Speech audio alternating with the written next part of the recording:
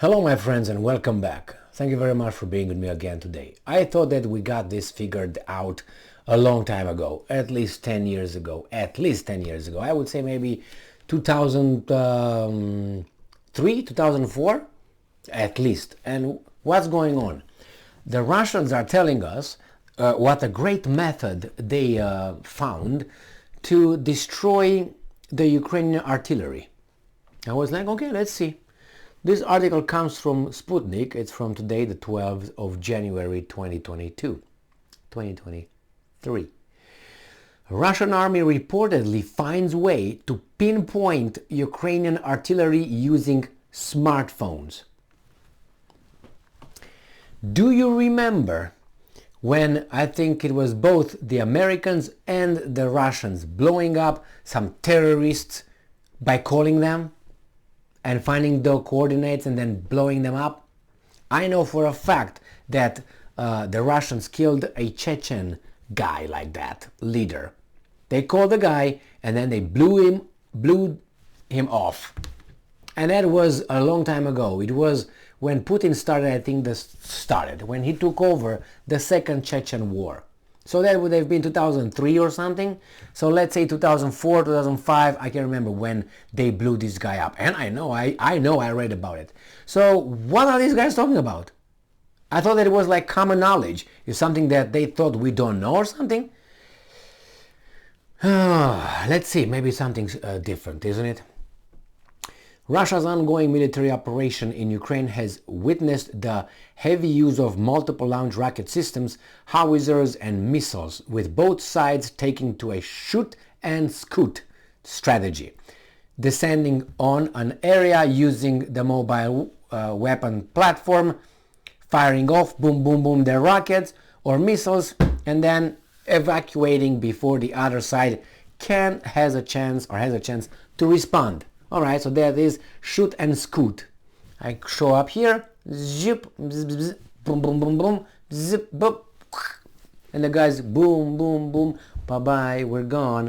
And the same thing the other guys. Now, Russian troops have reportedly created a custom piece of software for ordinary Android-based smartphones and tablets, allowing them to help triangulate the coordinates of enemy artillery based on the sounds they fire makes. According to a Russian military magazine, the makeshift detection method involves the use of multiple devices with servicemen situated 3 to 6 kilometers from the front line, recording sound levels to determine roughly where the shots are coming from. Triangulation calculation can be done with the help of satellites or via internal synchronization between devices, with data transmitted to a central device to calculate the target's approximate coordinate according to weather data. I thought we already covered that. The method, one of several systems of acoustic and sound thermal-based reconnaissance in use by Russian troops, is less precise than special-purpose military-grade systems, but good enough to provide drones with the approximate location of the enemy artillery for further reconnaissance. The software was reportedly developed by officers taking part in combat operations.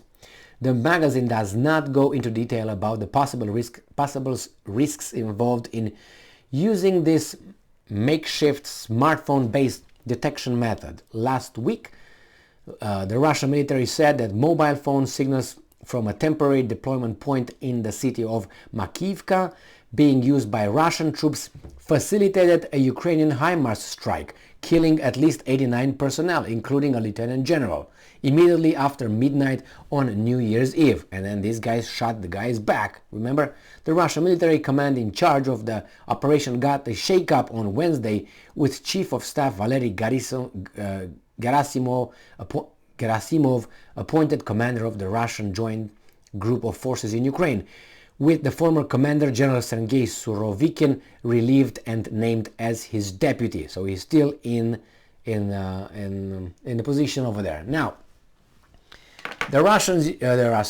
Americans the Ukrainians use that to destroy those ones Wednesday or something, and then in 2 days the Russians already figured it out and returned the favor, according to them, killing those, according to Russia, about 600 Ukrainian soldiers just being in a barracks or something.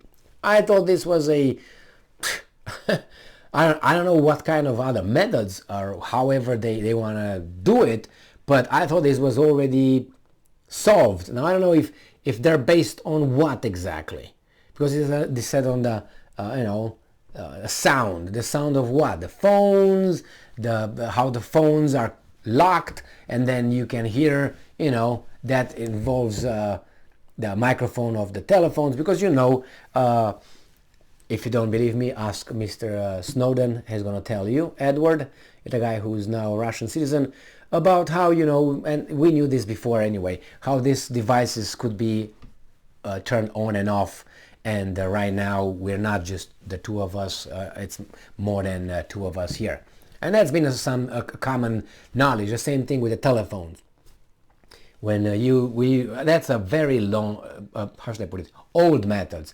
To the telephone, they would access it, and that's it. They would turn it on, and they would listen to you. That's what happened in the communist Romania. And by the way, those Romanians, the communists, this secret police, their whatever the tools they used, the equipment was provided by the Western countries. I know that for a fact, 100%. Why? Well, I spoke with some people, let's put it this way, and they said, well, when we were using those methods of listening to you with the cameras here that you don't even see, taking pictures, or the audio, or putting it on your telephone, on your TV, on your lamp or something, he said, this guy in particular, he said, well, we used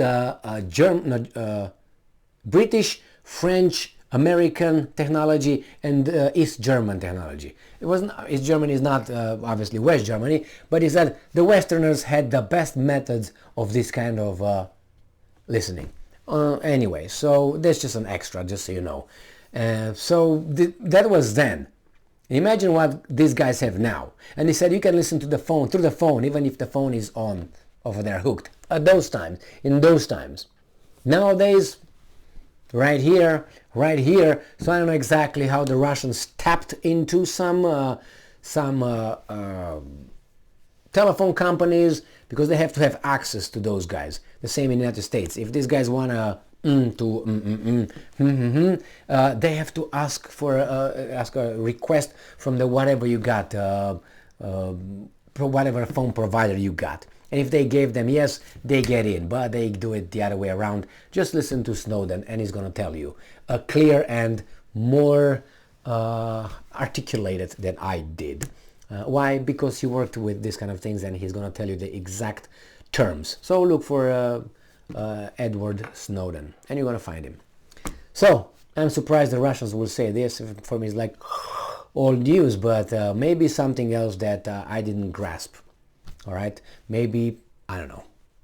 But nevertheless, don't keep your phones next to you or something. Thank you very much for being with me again today.